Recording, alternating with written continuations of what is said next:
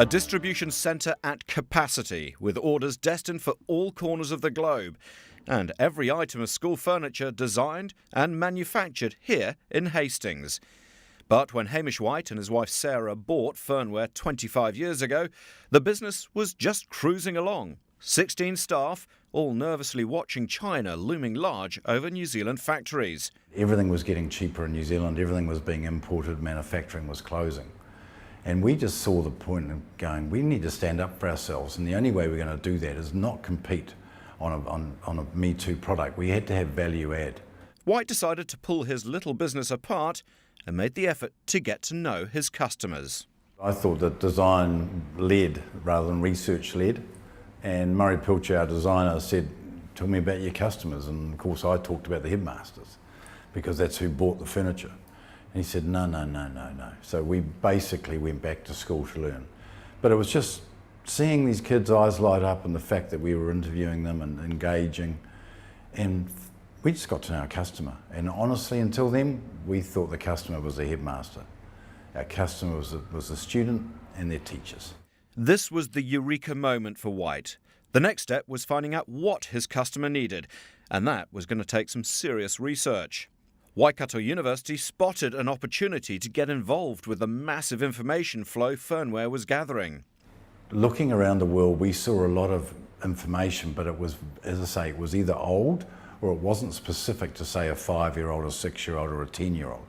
So we just got to understand that everybody's different. We all grow different speeds. I mean, you line up the people in your class when you're at school, you're all different. So we wanted to make sure that, one size doesn't fit all, and use science to prove that. The two parties discovered 38% of school kids had headaches and back pain, were feeling restless, off task and fidgeting because their brains weren't getting enough blood. They found the more pressure points a person touches sitting in a chair, the more the brain tells the body to move. The 2 years of research into the students literally showed us that there was an opportunity here, because we became the friend of the student and the students became our advocates. So they're the ones that told the purchasing people in all the schools, this chair is better than what you've given me before. This chair was the BodyFern chair, an ergonomically designed adjustable chair that optimises a student's concentration and comfort. And it doesn't stop at the chair. You've got to have timeout areas, as I say, soft finishings, booming, writable surfaces on any type of surface, as I say, stand up, down low, so that you get collaboration. But the reality is, and then acoustics becomes a challenge because you've got furniture that's moving all the time. So a room can be different every hour now. A classroom could change all day. So all those elements come into the fact that the room is different, right? Totally different to what we're used to. And every room is personal. So every school in reality can make the room their room. Many of these ideas, White says, come from spending so much time with Furnware's young customers. School children are even brought into the factory so they can question the design of the fresh furniture. The student has the most amazing imagination. So when you do your blue sky thinking and you get them in our R&D lab and we're testing things, they're more excited. It's a bit like Christmas. The kids are just so into wanting to see what they could do.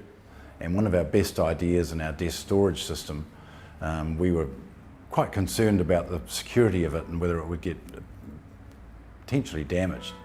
And then an 8-year-old came up to us when we were doing some R&D in his room in Flaxmere Primary and said, but I want to take it over there this afternoon. So that was just an absolute light bulb. So we made it in 2 parts, so you could take the desk apart. An 8-year-old knew more than the whole design team. The New Zealand success has spurred overseas expansion too, with Furnware launching in more than 30 countries already.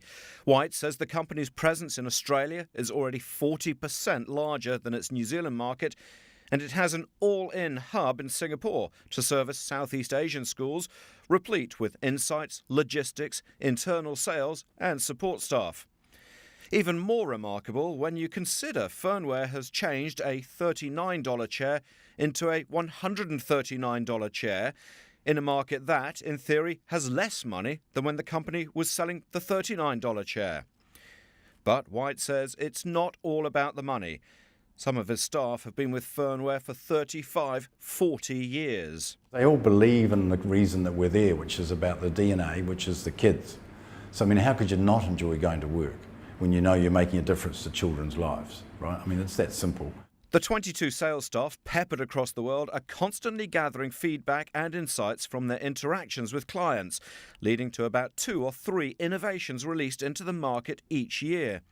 And that's a global market that Furnware's aiming to capture 2% of, a market slice worth potentially 300 to 400 million US dollars.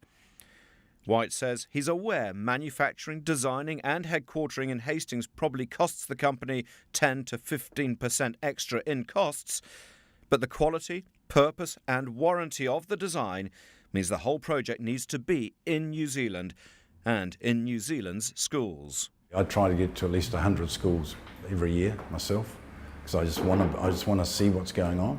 Asking kids what's going on, you know, how's their day, what's their year like? Is technology good? Is technology a challenge? How's mum and dad? You know, because parents are getting more and more involved in schools. And just understanding the whole picture.